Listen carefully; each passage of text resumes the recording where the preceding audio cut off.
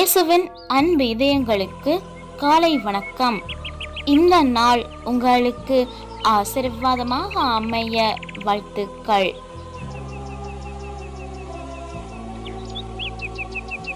இப்புதிய நாளுக்கான ஆசீர்வாத இறைவசனம் எசாயா அதிகாரம் 54 இறை வார்த்தை 11. ஆறுதல் பெறாது தவிப்பவளே, இதோ மாணிக்க கற்களால் உன் அடித்தளத்தை அமைப்பேன், நீலக்கற்களால் உன் நிலக்களத்தை நிறுவுவேன்.